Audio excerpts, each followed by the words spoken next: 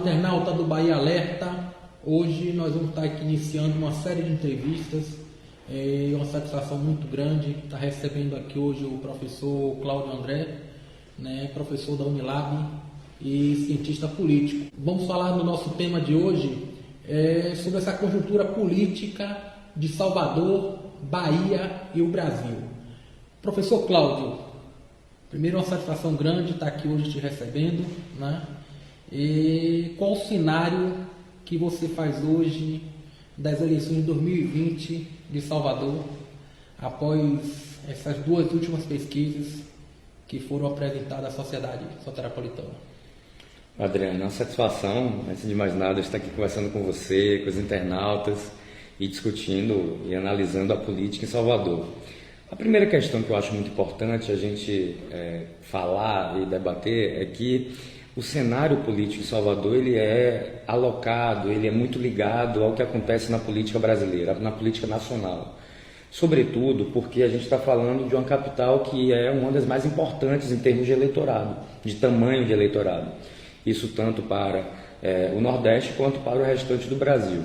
Então as estratégias em Salvador sempre andam juntas com as estratégias em torno das eleições presidenciais. E o que é que isso representa também? Nesse momento, o legado que a Semineto tem colocado para a cidade é em torno de uma reorganização político-administrativa que tem gerado, a partir dos dados dessas pesquisas, uma aprovação. E também a gente está tendo uma aprovação por parte do governador Rui Costa. Então, é uma situação diferente que, embora a gente tenha um eleitorado brasileiro polarizado, a gente está falando de um conjunto de eleitores que avaliam positivamente tanto o Rui Costa quanto o prefeito Assemineto. Então, o que é que isso quer dizer? Que é um clima eleitoral diferente, certo? O que as pesquisas apontam, de alguma forma, é que essa satisfação entre os dois polos favorece os candidatos de centro. E aí a gente tem um trabalho muito bem costurado em termos de representação política, como também de diálogo com a cidade do deputado federal Pastor Sargento Isidório, como uma grande novidade, que aparece nessas pesquisas da rodada agora de dezembro e também apareceu muito bem pontuado nas pesquisas de agosto. Então, esse é um primeiro ponto para a gente abrir aqui a nossa conversa, É um cenário em que me parece que a eleição ela não tende a ser polarizada, certo? Ela não tende a ser definida por fatores nacionais, então o debate vai ser em torno da eleição, melhor dizendo, da administração de Assemineto, e o antipetismo, inclusive, ele vai se esvaziando porque o governador Rui Costa é muito bem avaliado. Os dados apontam isso, sobretudo na pesquisa do Instituto Paraná, que aponta uma avaliação positiva nas administrações, tanto da Prefeitura de Salvador quanto do Governo do Estado. Essa política do ódio que veio das eleições presidenciais, ela pode interferir na eleição de Salvador? Eu vejo que não, porque, de alguma maneira, quando grupos políticos polarizam, e a gente está falando do bolsonarismo como uma novidade que polarizou muito forte nas eleições, em torno de um plebiscito contra o PT e também de uma política antissistêmica, uma política, portanto, anticorrupção, de crítica ao sistema político, esse grupo passa a governar. A partir do momento em que ele se torna governo, a partir do momento em que ele passa a gerir políticas públicas, a estar na máquina do governo federal, o eleitorado, a população, portanto a sociedade, passa a fazer uma avaliação também do que está sendo feito. Então, essa polarização em torno do ódio político, da violência política, eu vejo que ela também não cabe por outro fator. As eleições municipais, e aí os internautas acompanham isso de perto, porque é algo inclusive sociológico, a gente passa a ter nas eleições municipais um debate mais focado no dia a dia da cidade. Embora a política nacional apareça e tenha influência, ela não é decisiva, porque a população ela está mais interessada em saber e ter respostas em relação ao transporte, à mobilidade urbana de uma maneira geral, à questão da saúde, educação, segurança. E no caso de Salvador, Adriano, tem um ponto que é muito importante a gente tocar. A gente não está falando de uma cidade que tem um histórico de bem-estar social, um histórico de equilíbrio econômico, né? De distribuição de renda. O internauta deve acompanhar isso de perto, que vários dados, né? Quando a gente acompanha dados do IBGE, PNAD, ou seja, aqueles dados oficiais em torno da economia e da vida, né? Da qualidade de vida em Salvador, a gente consegue ver que a população passa muita dificuldade. Para o internauta ter uma noção, os dados que a gente tem da economia de Salvador, cerca de 78% da população vive com até 2 salários mínimos.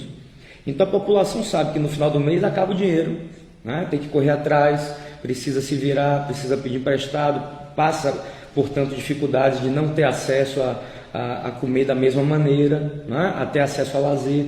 Então isso é muito próximo à vida, é um caráter político e também sociológico da vida em Salvador.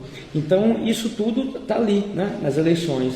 O fator Belintani, né? Que ele vem crescendo se ele fazer uma análise das pesquisas que saíram ali em junho, ele vinha de 4 a 5, se não me engano, e agora ele aparece já aí com em torno dos 9%. E esse empate técnico entre Isidório, Bruno Reis e Lídice, né? Qual é essa avaliação que você faz aí? Você acredita que o fator Belintani ele pode vir a subir mais?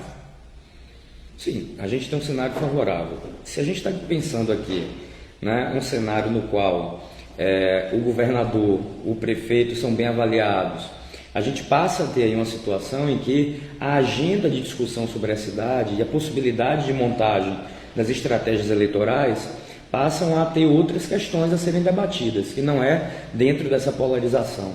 A própria trajetória de Belintani, como empresário, gestor público na administração de Assemineto, coloca aí uma situação que é uma grande novidade, né? Porque ele tem um posicionamento, inclusive na defesa de algumas questões relacionadas à gestão dele no Esporte Clube Bahia e na própria vivência dele no relacionamento com a sociedade, de questões ideológicas que são progressistas.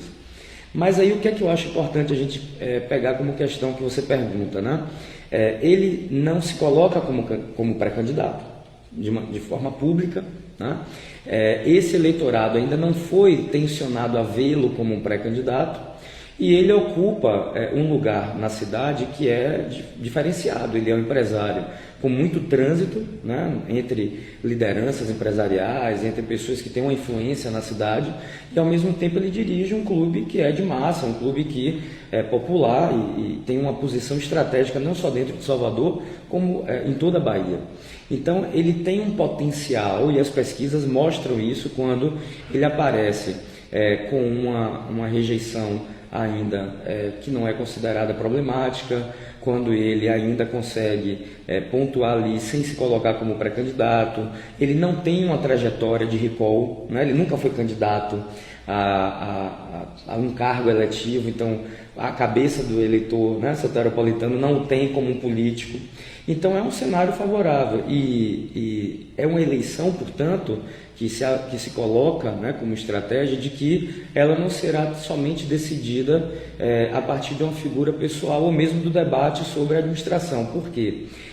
O que acontece com Salvador? A gente passa a ter uma vivência, como eu acabei de falar há pouco, de diversos problemas que estão na cabeça dos eleitores, certo? Então a população quer respostas concretas em relação ao emprego, acesso a lazer, não só o lazer na orla, mas o lazer no restante da cidade, acesso à cultura, melhoria do transporte público. Então esses debates podem provocar, a depender das estratégias, uma discussão que favoreça determinados candidatos, né? Então é um cenário favorável para ele, como também é para outros, como o Isidório e outras candidaturas que venham a dialogar com o centro. É muito importante a gente entender que em Salvador a gente não elege um político a partir da orla, certo? É muito importante a gente entender essa magnitude eleitoral, esse tamanho do eleitorado de onde eles estão, né? Para a gente ter noção, a grande parte do eleitorado de Salvador não tem ensino médio completo, não tem ensino superior. Então é um eleitorado que não tem um processo ainda de educação política, mas ao mesmo tempo vive a cidade, sabe como é que funciona os grandes bairros, vivencia a cultura de Salvador, vivencia a relação dos políticos dentro dessas bases eleitorais, então conhece como é que funciona a política. E isso provoca o quê? Né? Expectativas. Então, eu acho que uma eleição muito importante para os partidos políticos, começarem a falar com outros públicos e falar de uma outra forma. Esse eleitorado, embora pontue que há avanços nas gestões, né, do PT e do DEM, mas de alguma maneira ele pode ser provocado a pensar em outras questões que envolvam, sobretudo, a parte material, até porque o Brasil vive uma crise econômica, né? A gente vive um PIB menor, a gente vive um cenário nacional muito complicado, né, na geração de empregos, até no funcionamento da economia. Professor, a Real Time, durante esses dias, apresentou uma pesquisa, né, que não contemplava todos os candidatos. Já o Instituto Paraná, ele já coloca uma pesquisa onde contempla as candidaturas uma candidatura mais ampla, com vários segmentos.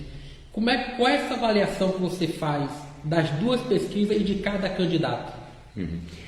É interessante perceber que essa pesquisa da Real Time, Adriano, apresenta metodologicamente algumas questões que são complicadas mesmo. Então é um cenário muito limitado. Por quê? Eles não testaram vários cenários com nomes, como você colocou, e é uma pesquisa com 4 pontos percentuais. Então a margem de erro é muito grande. Isso pode, de alguma maneira, não gerar um resultado satisfatório.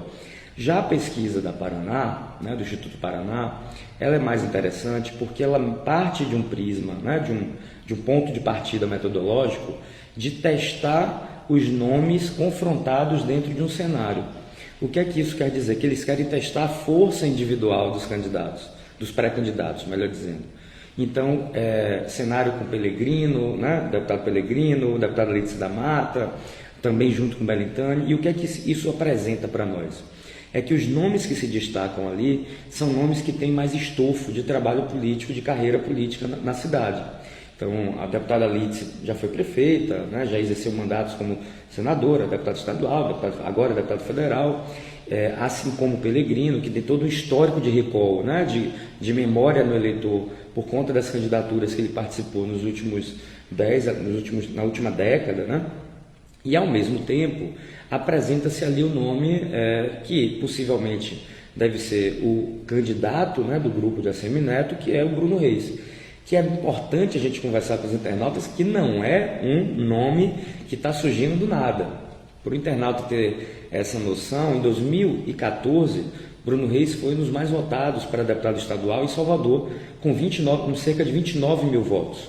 Então, isso o levou, além da confiança no grupo político do prefeito, a ser vice-prefeito, né, na chapa eleita em 2016, e ele vem trabalhando na articulação política do governo, sobretudo no contato com lideranças de bairro, com comunidades. Então, tem todo um trabalho de bastidor sendo feito, de planejamento, né, de pré-campanha, e que isso deve culminar com um anúncio nas próximas semanas. E esse fenômeno chamado Sargento Isidoro, né, que vem surgindo, crescendo aí, como é que vocês, cientistas políticos, avaliam esse fenômeno que vem acontecendo, que é o pastor Sargento Isidoro, que começou carregando bujão de gás, né, tem toda aquela estrutura hoje e aparece muito bem pontuado nas pesquisas?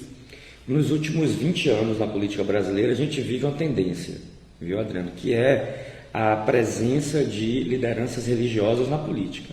Isso não é uma novidade, nas democracias também não é um grande problema.